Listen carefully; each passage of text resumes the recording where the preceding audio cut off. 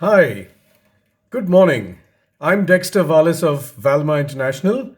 We are based in Mumbai, India. We are a consulting firm in the area of human relationships, human behavior. We're corporate trainers and coaches. I'm here to talk to you about something interesting as far as the world of work is concerned. Now, most of us operate in that arena, and whether we are operating in an office, outside of our home, or from our home, even as a homemaker, it's all about what we do and how we see it through, isn't it? So, performance. What drives our performance? What drives us to do things and do them well? So, when you look at these drivers, we've identified four major drivers, from which, of course, there could be many others that spring forth. In fact, there are many others, but these are the four core drivers that we are looking at. And over the next few minutes, I'd like to take you through them and ask you maybe to reflect on them and see how you can develop them to work for you. So, here goes. The first driver is all about how do you get your message across, and that is through communication. So, we're not just talking about communication, we're talking about communicating for impact and influence.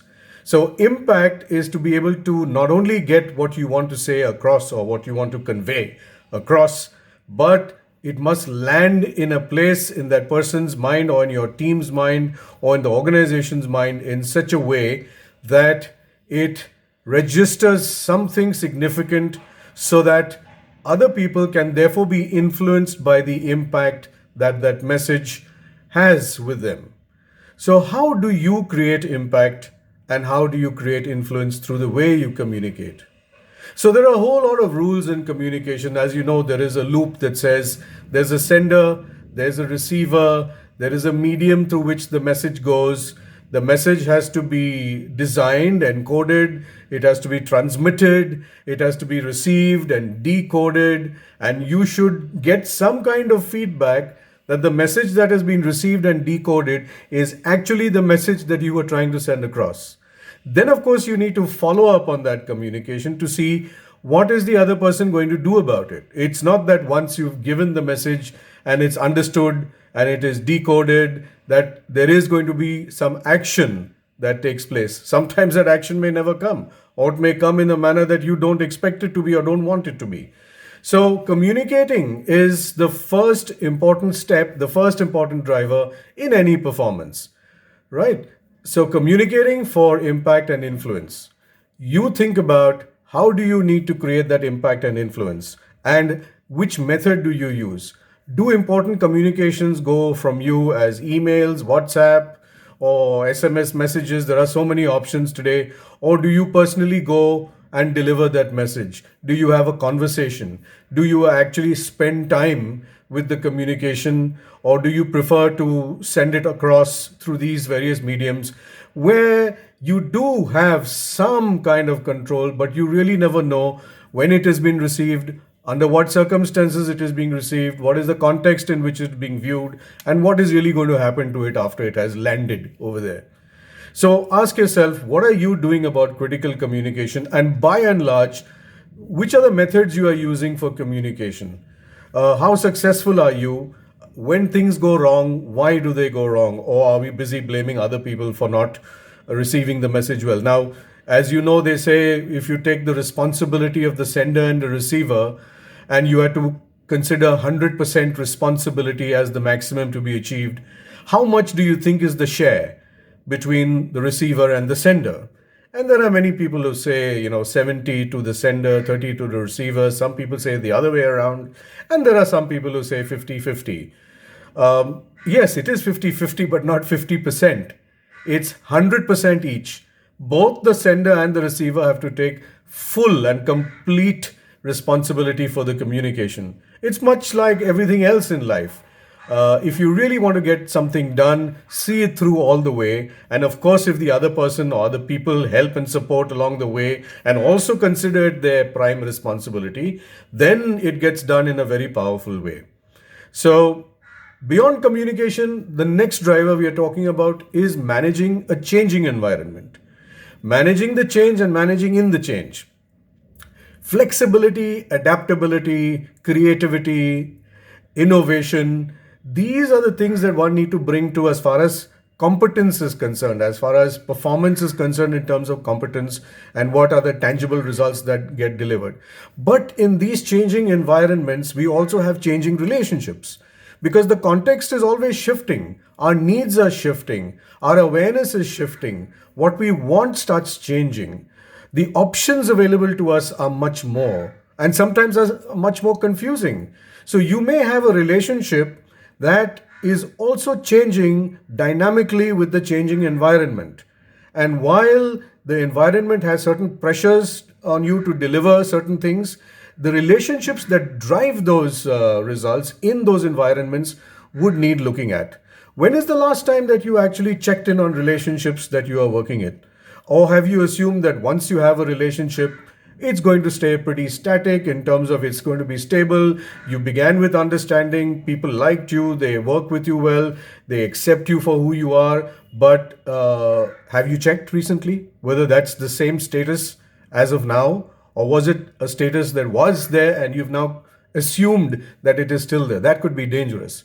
So, how often do you need to sit down with people that you care for, who you work with, your team, your subordinates, superiors, people around you, and check with them not about how the work is going, but how the relationship is working out?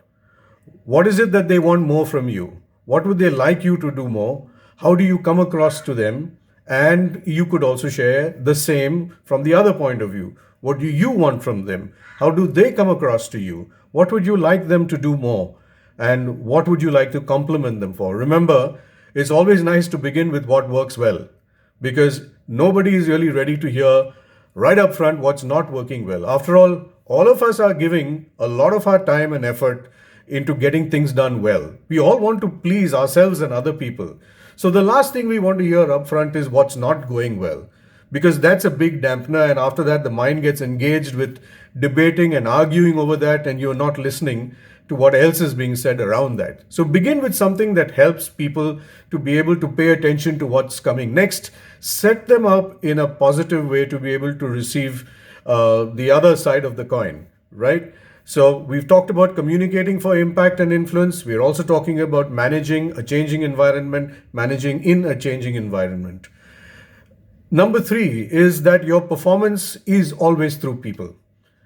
You have to perform through people. So how do you work together with people? How do you work together with competence, with character, with compassion? And mainly, how do you integrate everything that other people do well and what you do well and get it together to work like a perfect jigsaw puzzle that goes together? Everybody has bits and pieces of what they can do, and they're odd shaped bits and pieces, and so do we. So when you're looking at an odd shaped bit, you probably are saying, wow, that's not the way I have it done. All right. But maybe between the way you get it done and the other person gets it done, there's a perfect fit. We can't be leading people or working with people who are just like us. There has to be some difference. Otherwise, all of us will be thinking and doing things in the same way. And there may not be any room for looking at things in other ways where perhaps the solutions and options lie there. So performing through people means working with empathy because you've got to be caring and concerned about them and what they do and how their competences come forth and deliver results if you really want to make the relationship work. You can't really operate only by yourself. I'm sure you know that by now. But many people think that we are one man, one woman armies, and it doesn't really matter whether the team is pulling along or not. We are going to get things done because we are drivers of performance and we are successful people. We are result oriented and we'll go the extra mile or an extra 100 miles to get things done. But you still need people along the way. Yep. Even marathon runners need the people along the way to give them water and sustenance along the way so that they can carry on. A Formula F1 race, the race cars need pit stops.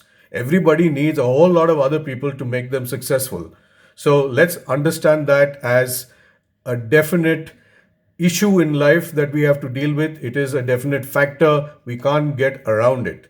Till such time that we come to highly automated areas of work where even a machine can get things done, you will still find that even artificial intelligence is a major challenge if you don't engage with people. right? So, till we come to that age and we get so fully automated that we perhaps need very minimal human contact, which I hope never is the case, the joy of working together, the joy of being able to perform with people is to be connected with them at an emotional level with empathy. Not sympathy, but empathy. And I guess you know the difference. The last driver I'd like to talk about is about you. Do you make a personal difference? And the driver is all about making a personal difference, which means leading from the front or sometimes leading from behind. When you want other people to achieve things, you support them but want them to think they've done it. So, do you make a personal difference to the lives and performance of other people that you are engaged with? What is your courage of conviction about yourself and about other people? And how much are you focused on your own self development? So, one is you can make a difference by allowing people to grow, or you can make a difference by allowing yourself to grow, or both together. It would be great if your courage of conviction in what you do and your values and beliefs and how you approach other people and repose your trust and confidence in them to allow them to grow, expand, make mistakes along the way, support them through their mistakes and failures, just like you would want to be, and also at the same time focus on areas that you know you need to develop or receive feedback on areas that you need to develop. There's nothing better than getting feedback, as hard as it may sound and as harsh as it could be sometime, because there are always truths that come to you about yourself that you may never know until you ask someone to let you know.